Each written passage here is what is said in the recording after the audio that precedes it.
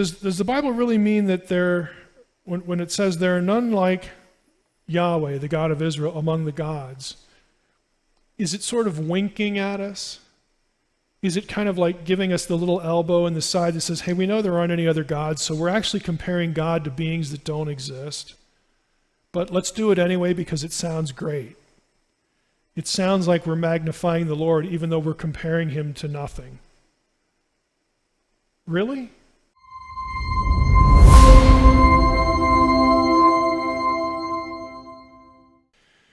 Now, let's think a little bit more about this. Again, my view is that the text, Psalm 82:1, Psalm 82, the whole thing, means what it says.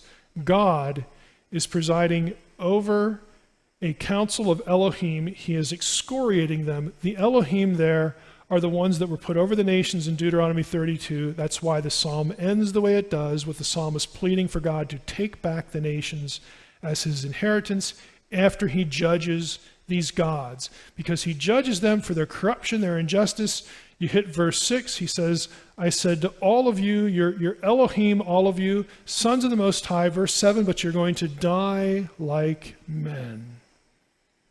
God's going to judge them. This is an eschatological judgment. We'll get to it in a moment. But this is the psalm. You're corrupt. I'm going to judge you. You're going to die like men. And then the psalmist says, Lord, take back the nations. It's a coherent end to the problem that emerged from the Babel event. It's the judgment of the gods of the nations. How did we get gods of the nations? We got them in the wake of Babel, God's judgment on humanity, when he divorced humanity, divided them up, and allotted them to these other sons of God. It's a coherent picture. It allows the Bible to actually mean what it says in these verses. I don't know if I'll click out to all of them, but Psalm 86:8. There is none like you among the gods, O Lord. There are none, nor are there any works like yours. You alone are God. I give thanks to the Lord my God. Again, does the Bible really mean that when it says there are none like Yahweh, the God of Israel, among the gods, is it sort of winking at us?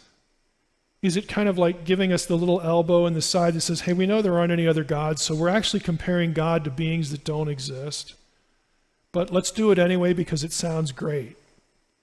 It sounds like we're magnifying the Lord even though we're comparing him to nothing. Really? I mean, this is how we're supposed to look at this? Psalm 95, verse 3. The Lord is a great God, a great king above all gods. Does that text mean what it says? Is Yahweh king of all gods? Or is he king over beings that don't exist? Look, I'm better than beings that don't exist. What about idols? An idol, again, as the prophets say, an idol is nothing. You know, it's a piece of wood, block of stone. I mean, we've talked about the logic of idolatry, that ancient Near Eastern people, and ancient people in general, would make these objects and then go through a ritual to animate the object in the belief that some supernatural being whose name the object bears will come and live in it or attach itself to it. Again, we did this I think back in the first or second week when we talked about context and metaphor. I mean, this was their belief. Yes, we would call the idol a god, but if you smashed it, you didn't kill the god, you just made another one and then did the same ritual, and then this entity would come and live in it and attach itself so that you could barter with it. Ancient people distinguished, they both related and distinguished the concept of spirit beings that they referred to as gods and objects that they made that were like little houses or again, places of attachment for these entities. Okay, they actually believed the entities were real. And so did the biblical writers. That's why the biblical writers are saying, look, the point isn't that God is greater than a block of stone, because we could say that about ourselves. At least we're alive. At least we're real. No, the claim is that Yahweh is God over all gods. All of them are lesser, inferior, impotent, compared to him.